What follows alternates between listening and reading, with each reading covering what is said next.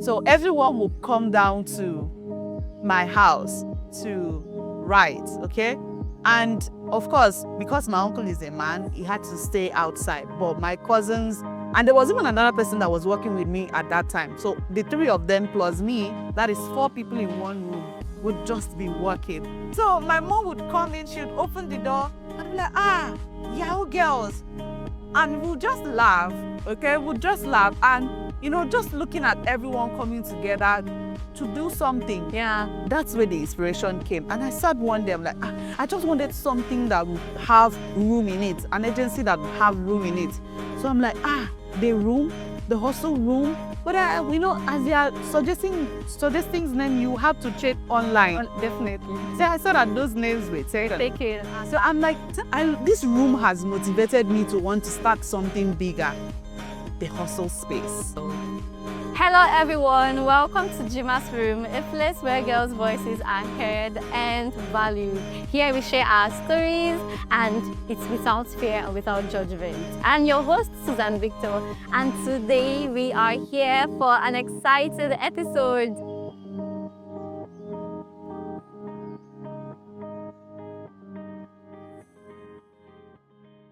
So this particular episode is about the creative corner, the power of self-expression, finding your voice. I'm going to be sharing stories and communicating about how girls use athletes like art, music, and writing to express themselves. And then for today, I am not alone. I'm here with a very beautiful guest. You see, I don't know if you know her, but I know her very well. Okay, so I'm here with Miss Emediong Edem, the founder of the Hustle's Place. Let's celebrate her. Okay, welcome Emediong. Thank you so much for appearing in Jima's Room. It's a pleasure. It's good to have you here. All right, so let's dive into our session for today. First, how are you doing? How are you feeling today? I feel very excited. I'm happy. And it's a pleasure to be here, like I had mentioned. Of course, I love what you are doing. So I'm also here to support you. Thank you so much. Congratulations. Okay, so now let's go into Jima's Room. All right, so let's dive into your journey. Can you share with us what first drew you to writing and how it became such a big part of your life? So we know that you're a writer and you express yourself through writing. So can you tell us what first drew you to writing? Well, I wouldn't know what first drew me to writing because I started writing at the age of 8. Wow. Yes, at such young age. As a child, each time my mom would buy me notebooks for by school, I would have to take out one just to write stories. All those The King and the Boys and all of that. So I just had joy writing stories. And it continued even down to my secondary school days. I'd have my classmates flock my table wanting to read my stories. Unfortunately, I never always completed my stories. Wow. So I felt, maybe there is nothing good that come out of this writing. I mean, I've been writing since I was a child. Who will know me and all of that? So I kind of stopped writing, I think, between 2015 and 2018. So I picked it up again after 2018. Wow. Yes. And since then, it's been a beautiful ride. Yeah. Wow, that's so inspiring. And so I'm sure starting out wasn't very easy. Yes. So we want to know what were some of your challenges that you faced earlier and how did you deal with them? I think the major challenge I faced was ignorance. Wow, ignorance. Not having access to the right knowledge to help me scale up as a writer. Remember I said I was frustrated, I wasn't making money, people didn't know me, so I just stopped. But when I had access to knowledge, I had someone to mentor me, to teach me how this is done. And I think that was just the beginning of something beautiful. That was like the breakthrough I needed to excel. Wow. Okay. So now let's talk about the Hustle Space. I know most of you know that he is the founder of the Hustle Space. So now tell us what inspired you to start your writing agency and how did you turn your idea into a reality? Okay. So the Hustle Space is a ghostwriting and editing agency. And the way it started was kind of funny. So I've been a freelancer since 2022. And in 2023, I had that time where I was choked up with work. I had a lot of jobs on my table. So I reached out to my cousins, my uncle. I am very big on working with family. I mean, we also know how to draw our boundaries. You know, when it's time to play as family, we play. And when it's time to work, we know that this job is going for a client. We do it diligently and wholeheartedly. Yes. So at that time, I had my two cousins. I gave them some jobs. One was a writing job, one was an editing job. Then I also gave my uncle an editing job to do. So at that time too, my cousins, they didn't have lights in their area. And where I was staying, we had lights so much. So everyone would come down to my house to write, okay? And of course, because my uncle is a man, he had to stay outside. But my cousins, and there was even another person that was working with me at that time. So the three of them plus me, that is four people in one room, would just be working. I can see the atmosphere. Yeah. So my mom would come in, she would open the door and be like, Yahoo girls. And we'll just laugh, okay? We'll just laugh. And, just looking at everyone coming together to do something. Yeah. That's where the inspiration came. And I sat one day, I'm like, I just wanted something that would have room in it, an agency that would have room in it. So I'm like, the room, the hustle room. But as they are suggesting names, you have to check online. Definitely. So I saw that those names were taken. Take it. So I'm like, this room has motivated me to want to start something bigger. The hustle space. The hustle space. And I checked. The hustle spaces I saw online were not like an agency. Yeah. And sure, they're not even active. And I'm like, okay, I can make something out of this name. Yeah. And so I took it because it is from that space. Even till now, my room, that space, has bettered a lot of books. Wow. And it's doing a lot. So even if I get to leave that room, that space, I'll still always remember that room, the hustle. It is. So I can relate to something you said about the name being taken. So was it though for it today or some days ago? I was trying to check for a name for Jima's room on email, Tokuma email. So I searched Jima's room. So taken. I was like, Really? I don't understand how. You know what you when you think you are the only one with the ideas, that's also high. So how's it? I was like, okay, official Jimas, taken. I was like, is it Google trying to play a prank on me or what? I added, okay, official. I was just trying weird. I was like, okay, let me just, okay, official underscore taken. So I was like, what is this? So I then checked official Jimas when it was accepted. I was like, oh, wow. Finally. But then, what was the whole stress all about? So it's actually good for you to start and then let your name be registered because you don't know who is. Yeah. I think when Threads came out newly, I saw a post from, is it Trauma Nana? Or was it Chinaza? Okay, I think Naza. I don't know if you know her. She is a favor. Yes, Yeah, yes. I know. She talked about opening social media handles, just not like, for example, even if you don't want to use it now, just so that your name is just going to be there. Because maybe 5 years from now, 8 years from now, that name might be taken. Yeah. Then you don't even have. And you'll be, what? There's a baker who had been using a particular name for like 5 years and she did not register that business. So when she now finally decided to register the business, she discovered that the business was already registered. Wow. So she now had to change her business name, a name she had been known for 5 years. Wow. So she changed it and had to make the announcement to the public, telling us that she has changed her name from this to this. And I'm like, that should have been the first thing you would have done. Exactly. And then this changing of name stuffs, it affects people a lot, right? Of course it does. So that's why once I had the name chosen, I had to register the brand, business name, and we are looking to register it as a company very soon. Okay, beautiful. So I want to ask, so when you started, were there times that you doubted yourself or you felt like things weren't going to work out? And how did you keep going? Of course, there were times like that. When after I finished my training, that was in 2022, mind you, the platform I use is Upwork. So I've been using Upwork since 2015, but I was never successful on the platform. So at that time I was like, will it work? After all, I've been trying this thing since 2015. That first account wasn't accepted. I tried the second one in 2021. Finally, they accepted, but I couldn't land any job. I'm like, I've been trying this thing over and over again. I'm not even a good writer. You might even be able to save my clients, will I edit these books well? There were a lot of questions running through my mind, but I just wanted that first client to believe in me. Because prior to this time, I didn't have any experience. Okay? You have to hype yourself. So what I did was I had to write a lot of things. Exactly. I'll just write and edit them, and I use those as my sample. So thankfully, the clients came. I sent a message 1 week after I got a response, and it was like, oh, let me see your samples. Because I was ready, I sent samples to him, and he was like, oh, you take a test. I said, no problem. I took that test. So I ran to my dad. My dad is an editor. Growing up, I hate people calling editor-in-chief.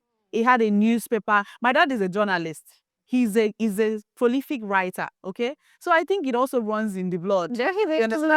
I took it to him and I'm like, Daddy, please review this for me. And he asked me, what is it for? I told him, oh, it's for a job opportunity. Because I wanted to be sure in what I have done. And at that point, I was desperate. I really wanted that job. So he reviewed it and he told me they are good to go. And I said, oh, that's nice. That's nice. I sent it to the client. He went through it like, oh, he loves what he's seeing. And in 2 days' time, I got the offer. Wow. And that's how I started working. So you see, other jobs, I didn't have to take it to my father. Because I now believed in myself that if I could pass this test and I did the first 5 jobs, then I can actually do anything. So that's took away the self-doubt, okay? Now, there are some jobs that I may see. I know that I can't do it. So I don't even bother. I just scroll past. But the ones I am so confident I can do, why not? I will not for a second doubt myself. Even if I were to doubt myself, the money is a motivation already. Definitely. Yeah. Definitely. So self-doubt, is it like it's a part of life? Can there be a way whereby you just start something and then you don't have this doubt in you? Can't we just excel without having that? No. It's inbuilt. There is nobody. I'm not sure there's anybody on earth that will just tell me when you want to do something, you won't feel this doubt in you. Do you understand? When I wanted to start the hustle space, I was also scared. To a point that I operated the hustle space for a whole year without bringing it online. Because few years ago, I was a baker. I had a business called Triple Bliss Streaks. So for 4 years, I was baking. Wow. So I was now tired of it. As at last year, I'm like, why am I doing this? Why am I hiding this business from the world when I can also get clients from online? Moreover, I have a full-time job. If I wanted people to address me, how would they address me as? Because I wouldn't want my name to just be Emediong Edem. Something has to be on that. Something has to be on. How do you introduce me? You see how you introduce me. I wouldn't want people introducing dates. I wouldn't want people introducing me by my full-time job. But I said, why am I not bringing this brand online? Now, I fought that self-doubt. I'm like, that phase of my life has passed. They need to understand that I am no longer a baker. And even before this, I had put out a disclaimer. I'm no longer baking, and I don't know when I'll go back to baking. So this is my new life. Please understand. Please embrace me and refer me to people, okay? So I had to struggle with that. So last year I said, no, I'm bringing this business on. Bringing this online. And what I did. Media is what is trending. Okay, so this is Jima's room, girl child media action strategy. So whatever we're talking about is revolving the girl child. Yes. So as a girl child, in an industry, in the world whereby, because I know some persons just feel that writing is just for guys alone, because we know so many good writers, people that are doing well. We just know that it's more like men are dominating everywhere, even the writing industry, because seeing a lady that is writing and has lots of books, they'll be like, wow. So how did you keep up? Like starting an agency and this is like a male dominated world. How did you strive? I've always been someone that is very visionary. I'm not one to fold my hands and just sit back and wait for opportunities to locate me. I'm a graduate, okay? And I'm currently pursuing my master's degree in UNOYO. But I already looked at the situation in Nigeria, analyzed it critically. I knew that if I came out of the university, I may not find a job for myself.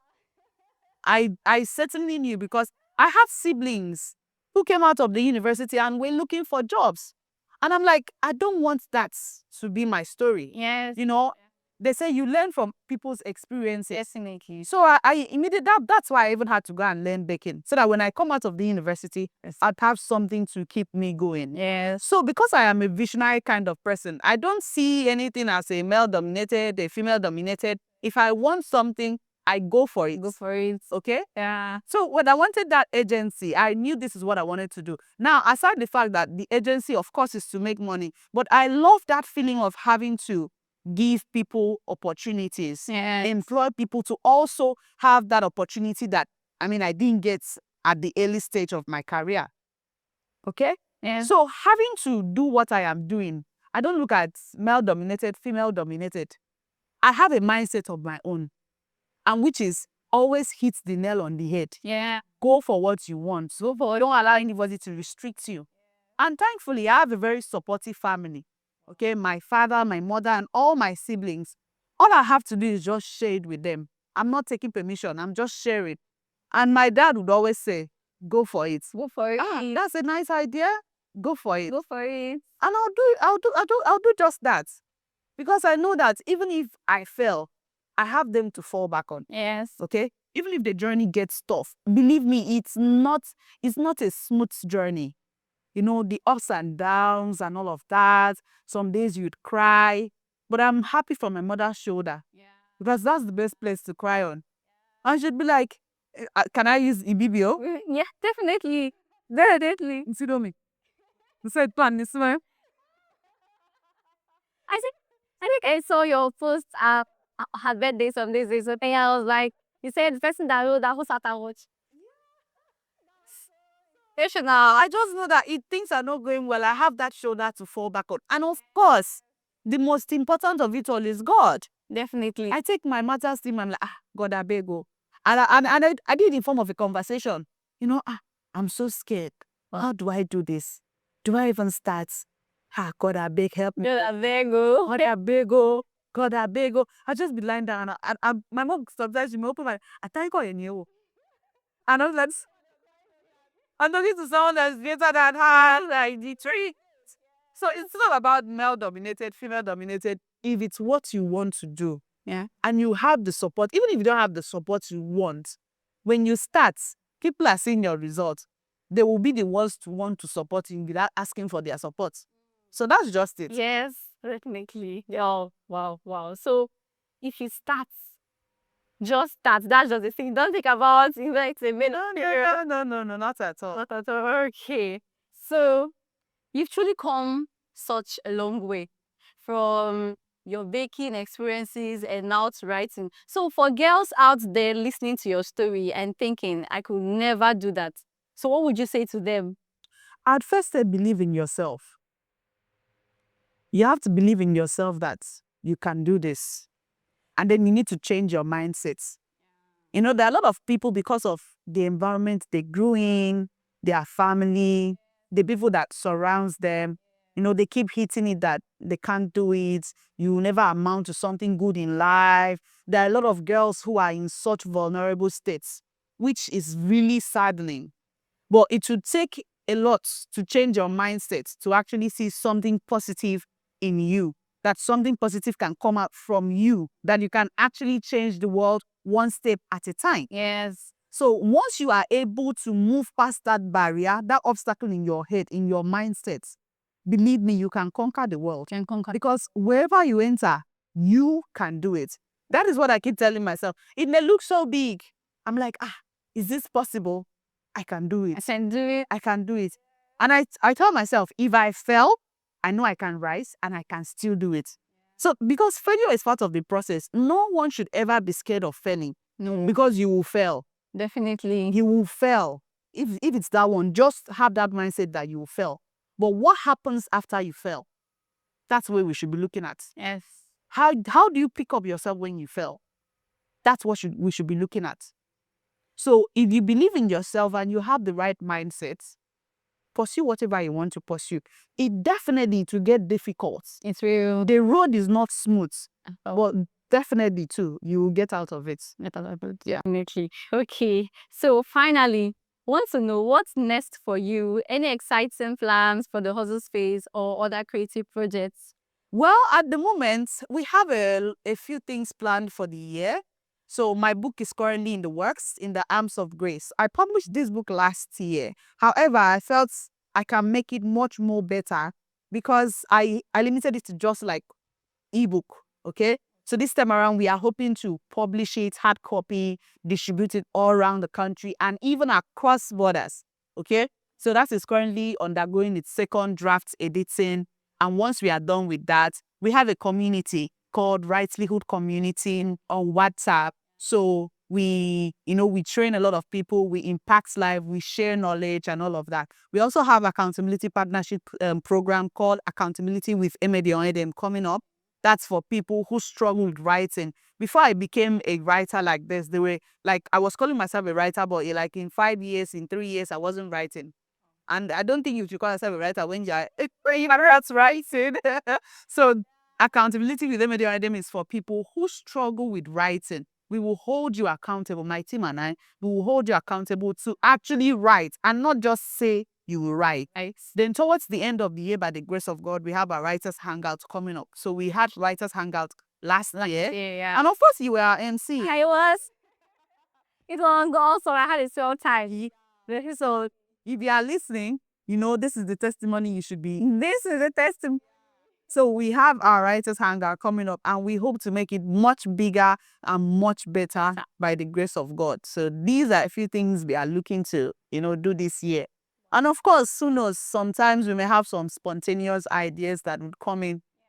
God will lead us. God will lead us, definitely. Thank you so much, Emediong Edem, for being on the show. It's a pleasure. It's been a pleasure having you. And to everyone that is listening to us or watching us, this is just what you need to start. That's your dream. Yeah. Don't just think that you are little. Don't think about how am I going to start. Don't think about what would society say. You are a girl child. You can do it. You have the power to do it. She said, just believe in yourself. So you just have to believe, and then that's the major thing, because faith without work is dead actually. So you have to have the faith first. You have to believe first. Thank you so much for watching. Thanks so much for listening. And do help to follow our social media handles at Jima's Room on IG, that's Instagram, on Spotify, and on YouTube.